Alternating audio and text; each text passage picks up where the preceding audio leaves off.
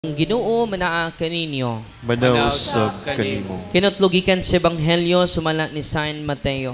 Himayaon ikaw, O Ginoo. Niadtong panahona mitungha si Juan nga magbubunyag ug nagwali didto sa kamingawan sa Judea.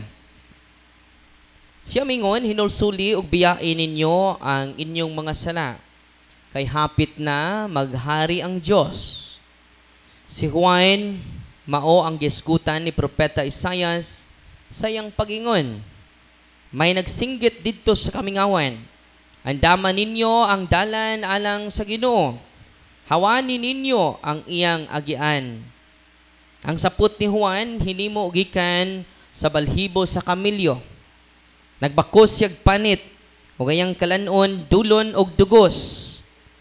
Nangadto kaniya mga tawo gikan sa Jerusalem og sa tibok lalawigan sa Judea. Og gikan sa kayutaan nya kasikbit sa suba sa Jordan. Gisugid nila ang ilang mga sala og sila gibunyagan niya dito sa suba sa Jordan. Sa pagkakita ni Juan nga may daghang Pariseo og Saduceo nga nanuol kaniya aron magpabunyag, mingon siya kanila, "Kamong mga bitin, kinsay nagsulti kaninyo nga makalikay kamo sa hapit na mo abot nya kasuko sa Dios? Ipakita ninyo nga nagkinulsol na kamo sa inyong mga sala pinaagi sa inyong mga buhat. Ayaw kamo paghambog sa inyong pagkaanak ni Abraham.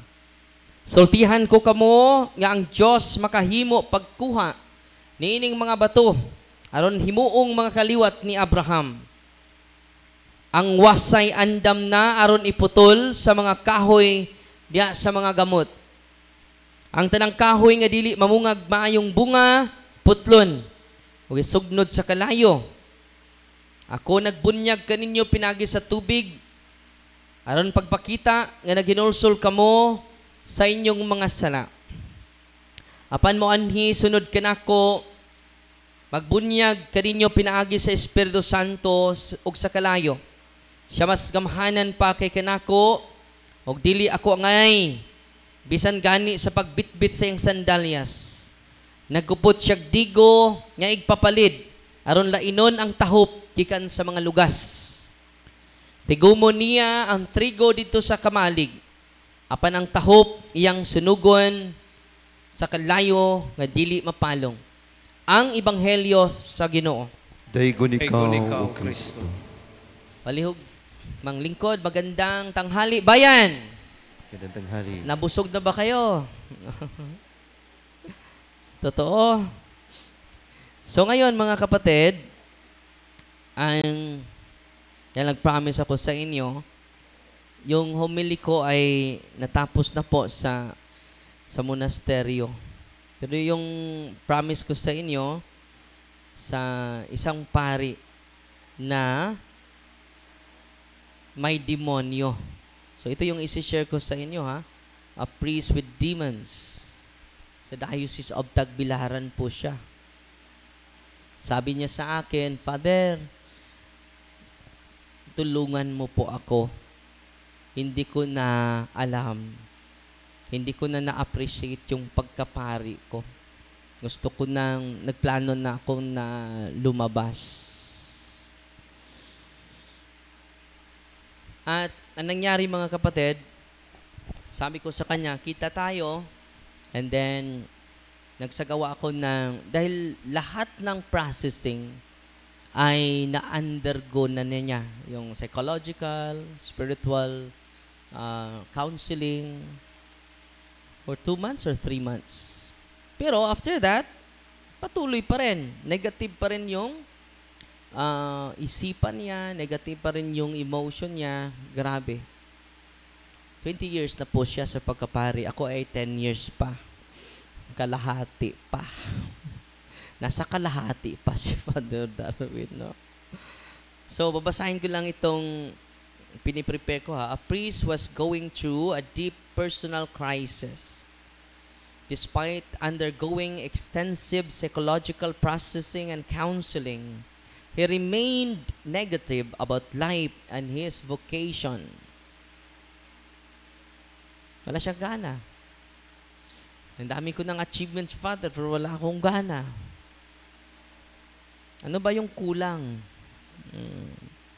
Because of this, he was already planning to leave the priesthood and live as a simple parishioner. Yung plano na among gawas na lang ko niya, musimba na lang ko. Daghan man kay pressure ang pari, no? Alam nyo, maraming pressure yung pari. No? Kung may problema mga parokyano, doon sa pari, tatakbo. Mag-aaway yung mag-asawa, doon sa pari, tatakbo. Totoo, hindi. Kung may patay, doon iiyak sa pari. Father. Kung magkasakit, doon din sa pari. Intensify yung pressure ng mga pari. So, may pari nagpakamatay sa Archdiocese of Cebu. Diba? So, grabe yung pressure. Lalaman nyo kung magpari na kayo. Ang nakikita nyo, hayahay si Father. Erkon kayo, iyang sokyanan. Hayahay. Because of this, he was already planning to leave the priesthood and live as a simple parishioner, as he felt he could no longer understand himself. He reached out to us and shared his inner struggles. And sabi ko sa kanya, Father, kung ganon, na walang improvement, na worse, after processing na worse yung negative feeling niya, yung inner struggle niya na worse. So we advise him that since the medical and psychological processes had already been addressed, it was now appropriate to look into spiritual processing, as there might be a spiritual influence behind his inner crisis. So ang ginawa ko, pinakumpisal ko yung pare. After confession, nagsagawa ko ng diagnostic prayer. Nung nag-diagnostic prayer ako, in the name of Jesus of Nazareth, there's tremendous power, bigla lang humagulhol sa pag-iyak. Ganon. Tinitingnan ko yung mata niya, puro na puti.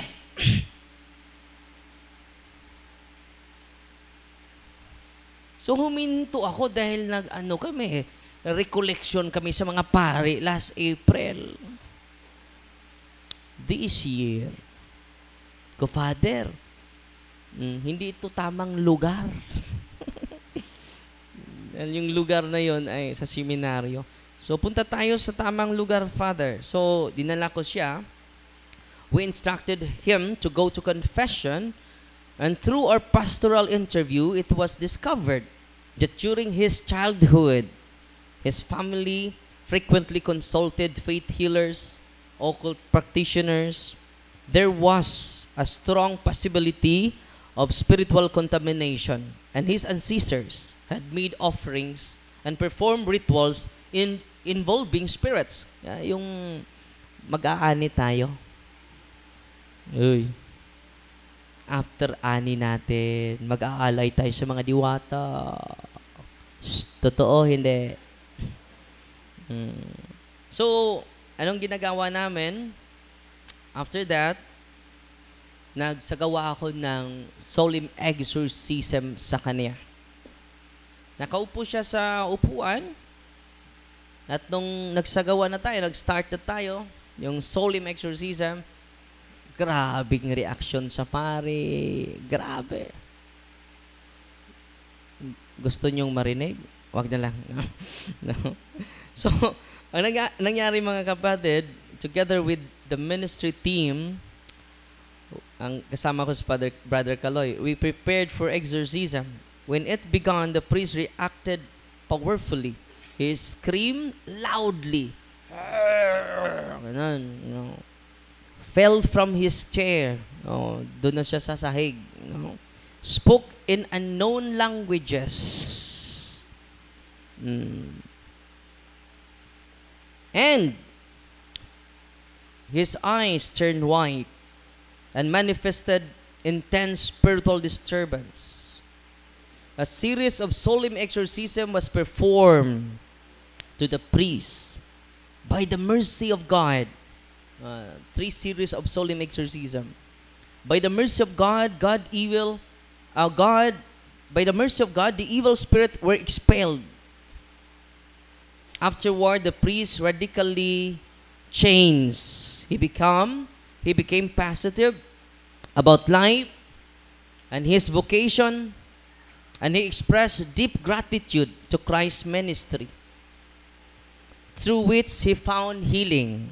Today, he actively serves in deliverance ministry in the parishes where he is assigned, carrying renewed strength, clarity, and faith. At nag-message pa siya sa akin last 2 weeks ago. Sabi niya, Father, may i-deliverance ako. Pinakita niya ito. Father, binabasa ko po ito. Wow! No? Maganda yan, Father. Dahil ito yung nakaligtas sa akin.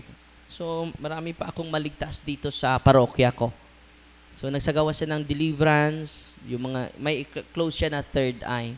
Siya, Father, na-miss ko po yung ministry dito sa Lila. No. No. And then, ako po ay natuwa. Dahil na-liberated na din siya. And then, very positive na po. Father, kapag makauwi ako sa Bohol, no, pupunta ako sa ministry. After that, dito siya, nagpakumpisal siya. Sumama siya sa atin. No? At grabe yung kanyang kasiyahan. Amen? Wow! No? This is the ministry of Christ na dapat natin isiwalat sa buong mundo. Ngayon, ang mga church fathers, mga kapatid, during exorcism, sabi dito, the early church fathers helped to interpret what happened without sensationalism. And in true Catholic meaning, ito po, without sensationalism. Then ma-sensationalize natin yung mga nangyari natin. Bawal po yun. In a true Catholic theology, ano ba yung kaulugan without sensationalism? They do not focus on frightening details. Yun ang nangyari sa mga movie, di ba? Sila si Jessica Soho, sila si Corina Sanchez, gustong magpa-interview. Gusto nilang interviewin ako. Doon ako makapasok sa gabi ng lagim. Hindi pwede yun. Matatakot yung mga tao sa exorcism. Bakit ako? Hindi ako pumayag. Buti lang si Bishop hindi pumayag. No? Bakit? Without sensationalism. They focus on frightening details. Ang nangyari, matatakot na kayo sa ministry ng simbahan. Hindi pwede yun. So, ang mga church fathers, they do not focus on frightening details, strong behavior, or dramatic reactions. Ano yung focus ng mga church fathers? Conversion of heart. Yun po ang pinaka-importante sa exorcism. Healing the soul, even it is not giving you a physical healing. Restoration of faith, ito yung focus. Growth in holiness. Authority of Christ over evil. Ano yung Catholic theology behind the mind of the church fathers? Means explanation is not based on superstition. So, nangyari, kapag hindi tayo magbabatay sa true Catholic teaching, mali tayo sa superstitious belief. Yung ka-debate ko, si Brother Junel, yung leader sa mga albularyo dun sa Siquijor. Sabi niya, hindi naman sa demonyo yung mga habak namin. Ito, mga kandilarya, bless ng pari. Yung mga ginagamit namin, yung mga bulaklak, panahon sa Bernes Santo, binibless ng pari yun. Kinuha namin, ginawa naming habak. Ang dami namang gumaling. Superstition po yun. Sinabi ni Brother Paul, sino ba ang nagturo sa iyo na iyong kandila gawin mong habak. Sabi niya, kami-kami lang. Adon, no? So dito mga kapatid, not based, yung true Catholic theology is not based on superstition. Pangalawa, personal theories, not based on superstition nor on personal theories. Diba? Kailan ka nagsimula na manggamot? Nung may kidlat tumama sa akin. So doon nagsimula. So yes. Kailan ka nagsimulang manggamot? Nung nakapasok kami sa sementeryo, 12:00 ng gabi. Doon nagsimula. Dubli na yung kapangyarihan ko. Personal theories.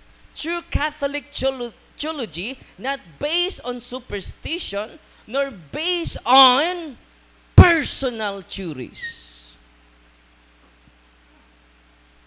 Or based on emotions. Feeling. Nya, musamang kahuman sa akong hiling.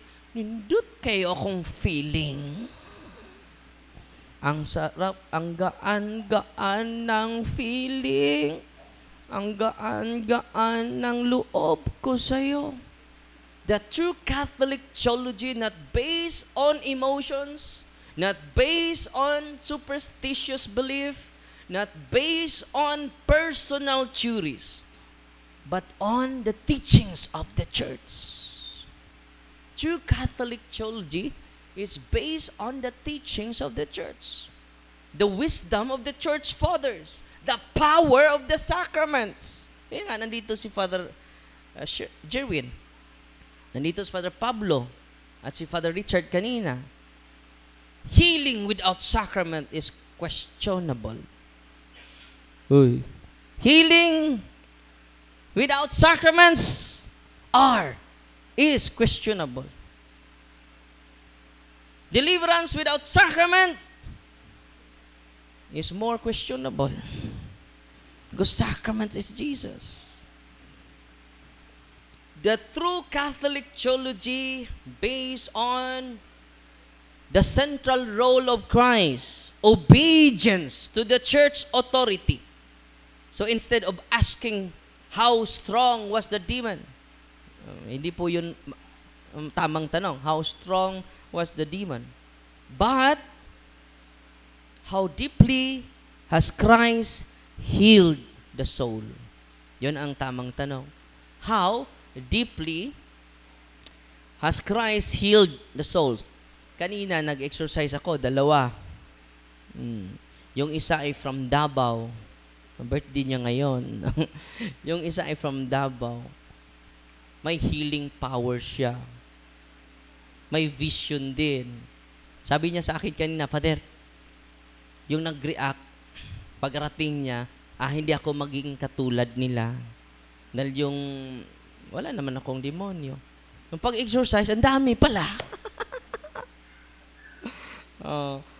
So yun ang pinaprocess natin. So the church father, instead focusing on the power of darkness, they are focusing on the greater power of God. Amen! Wow! So ang Diyos ay kasama natin. Yung kapangyarihan ng mga apostol, ang kapangyarihan ng pari ngayon is the same and equal. Uy! Di ba mo? Ang mga apostoles. Because Jesus is the same yesterday, today, and tomorrow. Hindi nababago si Kristo. Yung kapangyarihan niyang binibigay sa simbahan, hindi niya binabawi. Amen!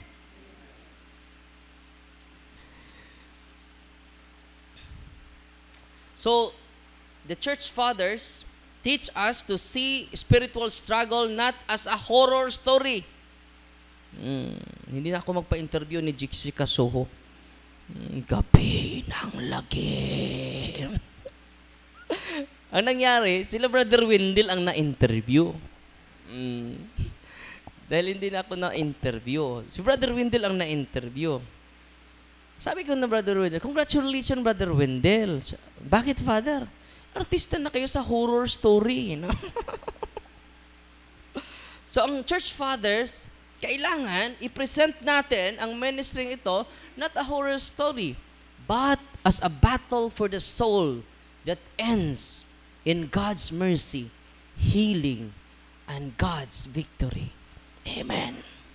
Natutuwa ba kayo ngayon? Totoo. No? So, yung occult involvement ng pamilya ni Father, isa yon sa mga contamination niya. No? The church fathers clearly taught that occult practices, even through family tradition, create spiritual vulnerability, which can affect future generations. Ang layo na, di ba? It can affect future generation. Kaya nga, si Father, na-amaze siya sa sacraments. Na-amaze siya sa sacramentals of the church. At dahil dito, Father, nagbabasa na ako. Pinupost pa niya sa akin. Sinisend pa niya yung picture. Malaking tulong ito sa akin dito sa parokya ko. Amen? Dahil ito yung nakatulong sa akin. All priests are healers. All priests can do liberation from the unclean spirits. Makapalayas tong mga pastor nga na walang ordinasyon. Kung ang nasa labas makalayas ng demonyo, lalong na nasa loob. Amen? Bigyan nating papuri yung kaparian. Sana ma-inspire lahat ng kaparian. Isa lang ako nag-deliverance, nag-exercise ngayon. Lalo na kami lahat. May power. Pero huwag kayong mag-alala. Kayo naman lahat pwede maka-deliverance in your own context. Huwag kayong matakot sa demonyo. Amen? Natutuwa ba kayo ngayon? At you can heal different illnesses when you use the prayer of the church. When you embrace the sacrament of Christ, go to your priest, receive the sacrament of confession, anointing of the sick, Holy Eucharist. Kaya nga, may misa tayo para kumpleto. Amen? Siya yung magkakumpleto sa atin. Wala nang iba. Panghuli, yung bullets of the wound of ignorance, next Thursday na ha, may 10 bullets of how to explain the wounds of ignorance based on Father Chad Referger. Next week na ha. This week. Thursday, Friday, Saturday. I-share ko po yan. Series po yan. Series of Catechism. Ngayon, focus muna tayo sa priest with demons. Not with a demon, but with demons. No? At dahil napalayas yung demonyo, very positive na yung pari. Panghuling punto ko, sabi ni lumalim na yung pananampalataya ng pari. No? Wow. Imagine ha, pari, naharas ng demonyo. Meron din kaming madre. Isa. Hindi pa lumayas yung demonyo because of the legal hold. Grabe yung madre. Ang sinipa ako. Buti na lang nanonood ako ng radyo at nakikinig ng telebisyon. Ito yung panghuli, sabi ni Father Chad. Ang ganda ng sinabi ni Father Chad. Sabi niya, ito yung kailangan natin. Huwag kayong mapagod sa pagdasal. Sabi niya, 15 minutes each day is the minimum act of justice we owe to God. 15 minutes each day is the minimum act of justice. So kung nagro-rosaryo ka, you give the minimum act of justice that we owe to God. Pero ngayon, mga kapatid, alam nyo, you give the maximum act of justice to God. Why? Ask me why. You attend Mass, the highest form of thanksgiving. Bigyan nating palakpak ang lahat na nandito.